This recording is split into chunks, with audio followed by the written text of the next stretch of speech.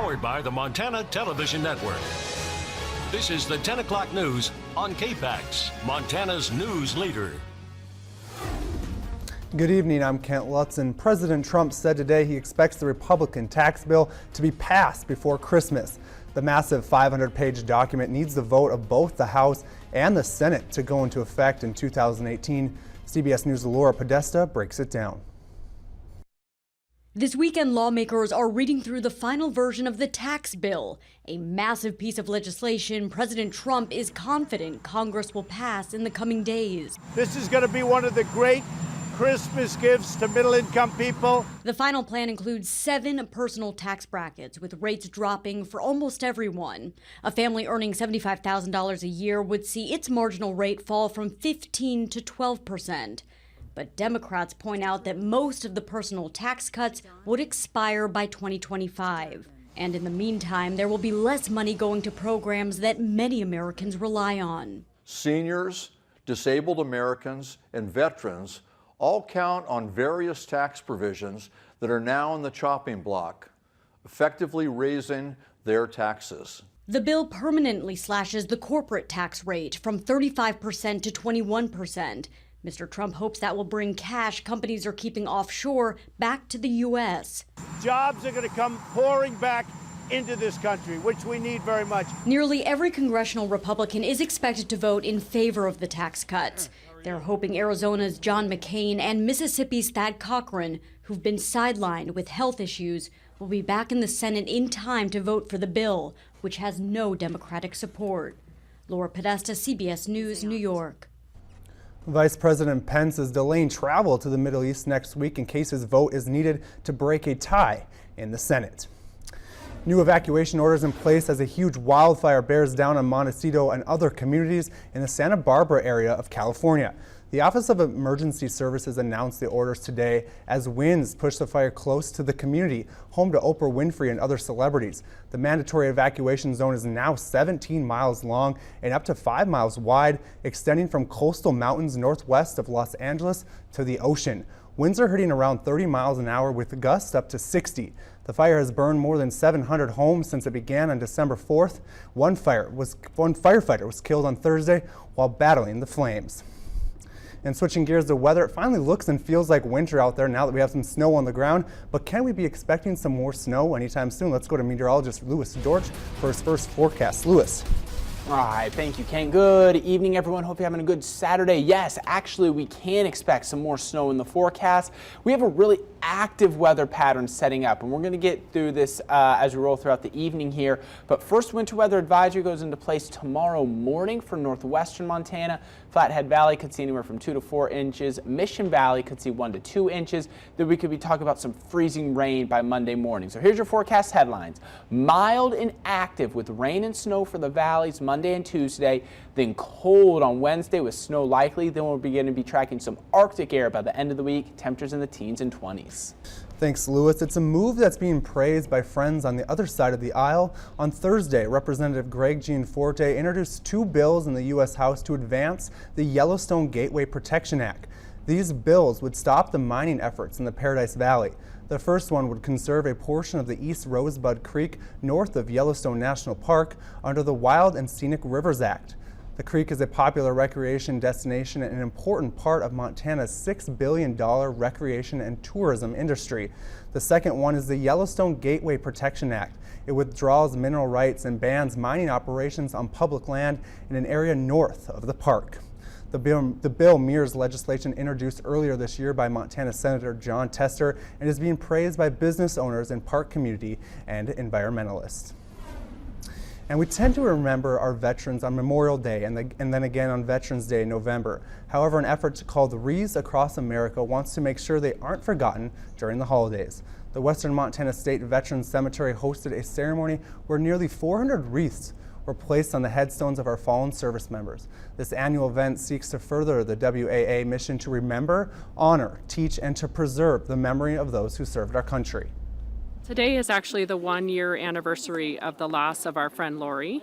We're just so blessed to have this space, this beautiful cemetery, a veteran cemetery, that we're able to share her memory together. It means so much today, especially over the holidays. The Western Montana State Veterans Cemetery held the service alongside more than 1,200 other locations across the country. And the fresh snow came in just in time for competitive skiers and snowboarders to compete in a competition hosted by Snow Bowl Missoula. There were 4 features set up and individuals were judged based on their best run of the hour. Judges watched for complexity, cleanliness, and creativity while deciding the winners. The prizes for the contest were merchandise from Gull Ski and Board of Missoula. Both companies were sponsors for the event. Snow Bowl event planner Akash Gibbons said that they encourage participation in hopes to host more competition in the future. And ugly Christmas sweaters are becoming a trend during the holiday season. I have one. Today, Missoulians were encouraged to grab their ugliest sweater and head out to Glacier Ice Rink. At the first ever Ugly Sweater Free Skate, members of the community skated to holiday music and drank hot chocolate. After that, folks were treated to a performance by Missoula's Figure Skating Club. Laura Henning, the executive director, said this time of year is the perfect time to get on the ice. Essential holiday activity that the whole family can do, and so I think that's kind of what we offer this time of the year, is that it's an activity for everybody of all ages and abilities really to come out to. You know, we've got some people who are really good skaters and some people who've never been on skates before, and it's nice to accommodate all of them. And also on the Missoula County Fairgrounds, they kicked off a new event, the Missoula Winter Fair. The free event opened up with many different events, from carriage rides to ice skating. Organizers say they wanted to expand and have a winter counterpart to the summer event.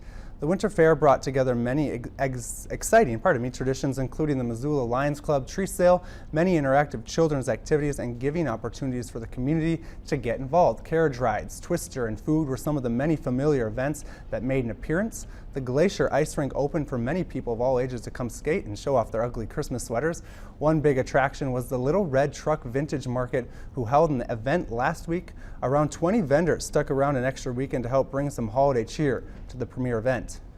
So we thought this particular mix that we had with the activities, the food and drinks, the shopping, and some amazing local charities in the next building at the Floriculture building to help bring awareness and some funds to some needy groups this time of year. It's great family fun. It's something that you'll remember for if you bring your children here. It's something that they will remember. And it's just a celebration of, again, this treasure that is ours in Missoula, the fairgrounds. The first Missoula Winter Fair continues tomorrow from 1 p.m. to 6 p.m. Admission is free to all ages. In Helena, Toys for Tots had their big day, distributing out all of the donated gifts to children and to needy families. Those families were able to grab an empty basket to start loading up with toys. MTN's Lindsay Ford was there and reports. Over 300 families were served this year in Helena from the Toys for Tots program. Parents were able to pick up from a wide variety of toys, separated by age group and gender. It's really, really amazing what they're doing. It's so awesome. I wouldn't be able to get very much. It's been kind of a tough year, so it's just so awesome what they do for kids. Savannah Ballou said she appreciates what Toys for Tots can do for a family on the holidays. Children. It's the kids. We're healthy enough to be able to do this. We have the time because we're retired. Donna and Don Paul, husband and wife, said they would never miss out volunteering for Toys for Tots' big distribution gift day. November and December, it's Toys for Tots in our life. We don't think of anything else. Each person receiving gifts for a child was able to be assisted with their own personal shopper to help find the perfect gift. There were over 10,000 toys for people to choose from. Drew Nielsen is the commanding officer for the Navy Reserve Center here in Helena, Montana. He said volunteering and giving back is what the holidays mean to him. It's a great organization, really helps out the local families and does a great job of giving a kind of a full Christmas experience. So it's a great honor, and I feel very happy to be here. In Helena, Lindsay Ford, MTN News. And you still have time to donate to our annual holiday food drive. So far, our viewers have donated just over 5,400 pounds of food. If you would like to help your neighbor, just drop off your food or cash donation at any First Security Glacier Bank location. You can find that information at our website, KPAX.com. And coming up next Monday morning, we could possibly see some freezing rain. Louis Dorch will have your complete forecast after the break. And one Dallas airport employee had a